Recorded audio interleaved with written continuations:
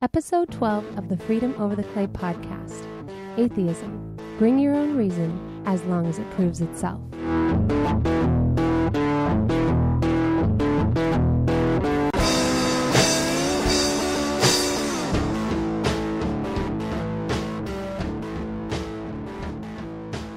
Well, welcome along. This is the Freedom Over the Clay podcast. My name is Ivan Ortega.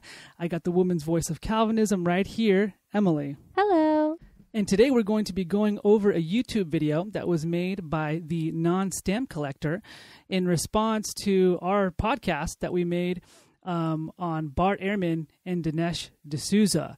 The video is called Christianity, Bring Your Own Reason as Long as It Proves Itself. And after that, we're going to be going over some listener emails. So first off, what we want to do is clarify what the argument was in the YouTube video by NonStampCollector. I don't know if it is evident that what I was referring to is the transcendental argument for the existence of God, albeit it was in brief. So we want to take the time to clarify what the transcendental argument for the existence of God is. So the first 3 points that I want to make have to do with the nature of evidence, the presuppositional conflict between worldviews, and the impossibility of the contrary. So first off, nature of evidence.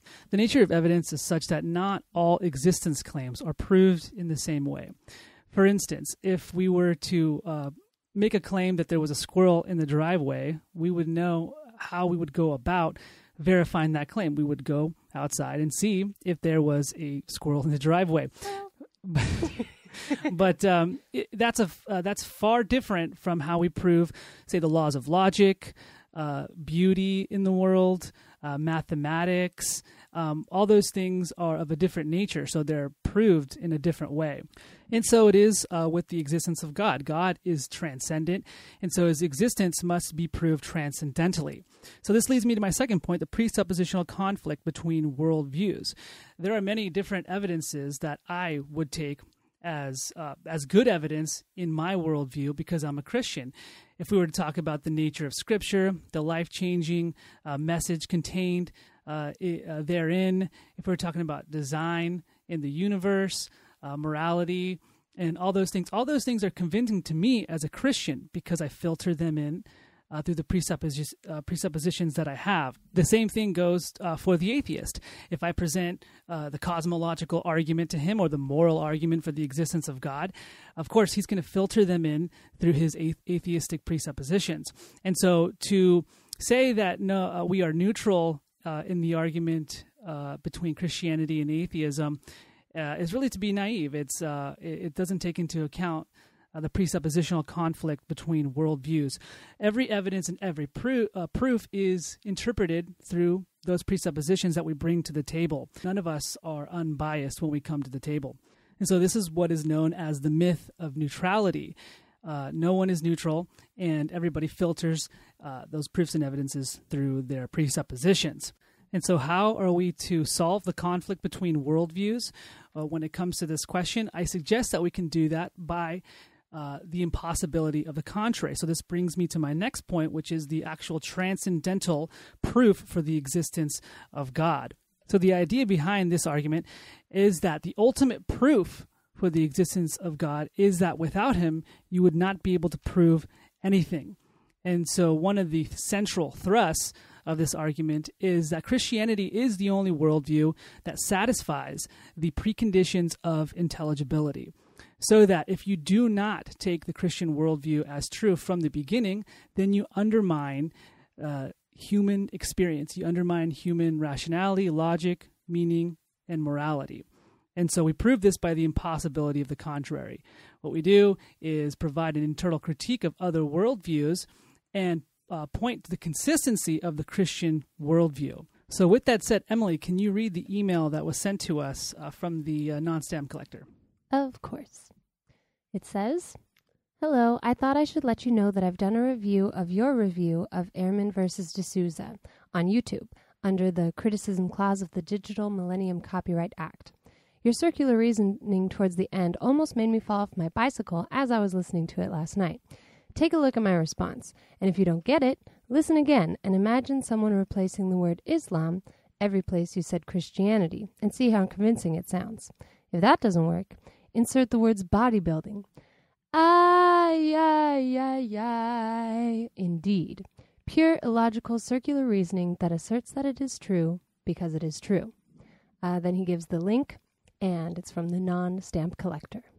Right. So in response to that, what we want to do is talk about the nature of ultimate commitments and ultimate authorities. The central criticism that is put forward against us is that we're engaging in circular reasoning.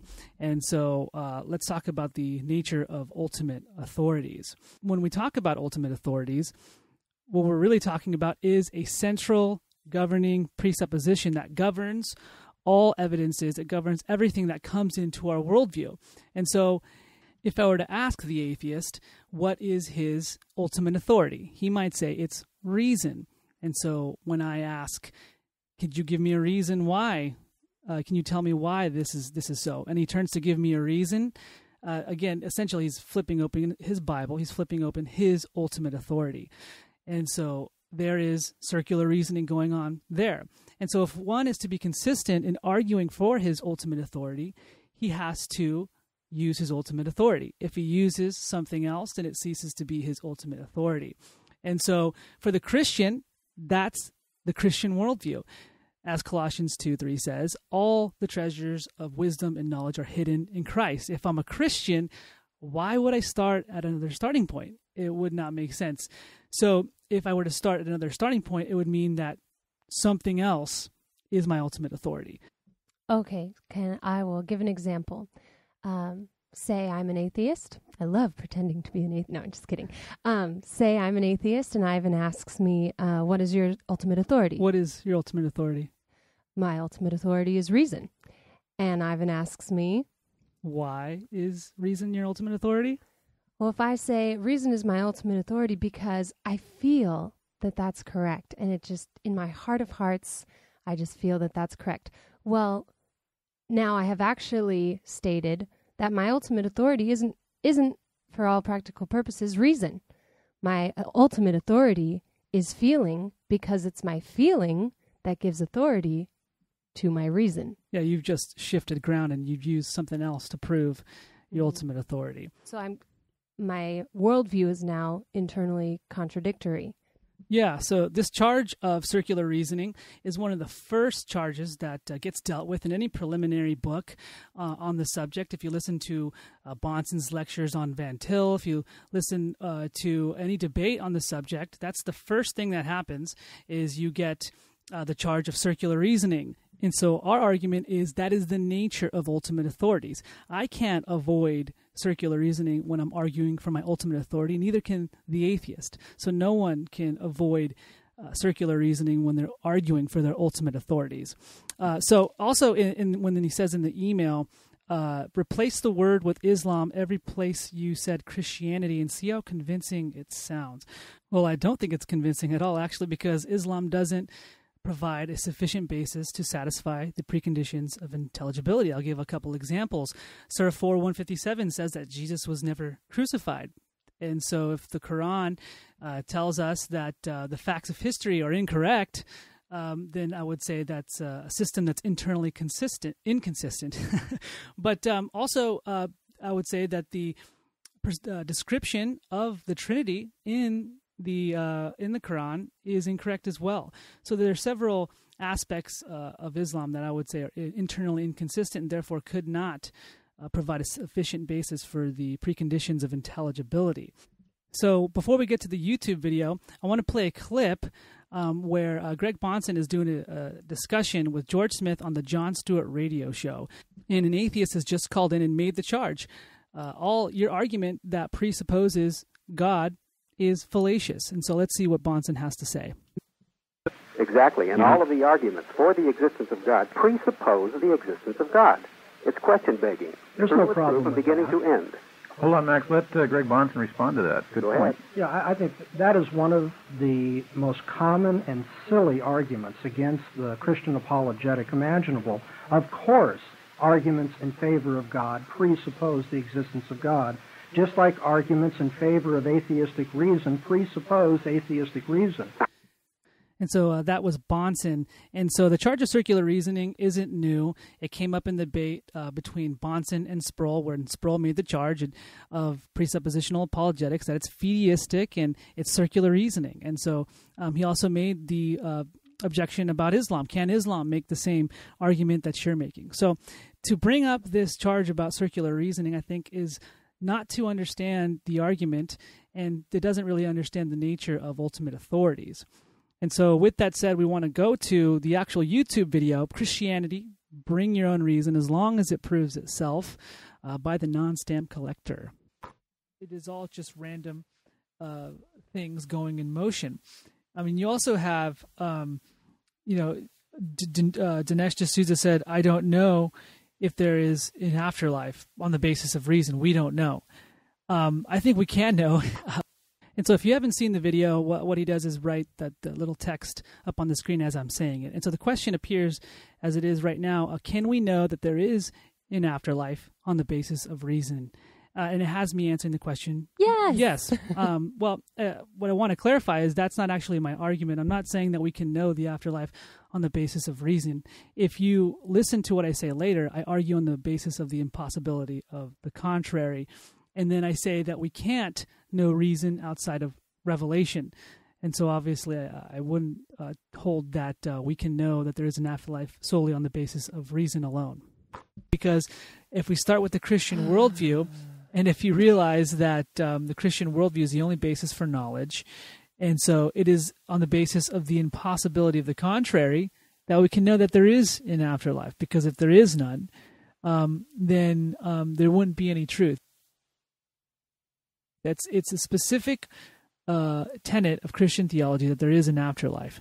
And Christianity is the only foundation for knowledge itself. Mm-hmm. So that is why we know that there is an afterlife. And then he said, he was saying on the basis of reason, we can't know. Well, that's a problem. We're not supposed to be starting on the basis of unchristian pseudo reason, which right. isn't really reason at all because it has no foundation. Well, you can't know. This is the part of the debate where I started going,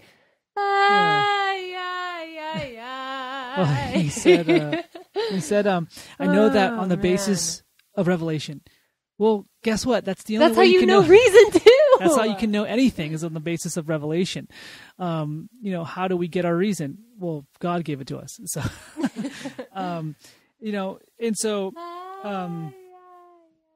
just a little bit before this, earlier on the screen, he said he had a little caption that said, Christianity is true because of the truth of Christianity.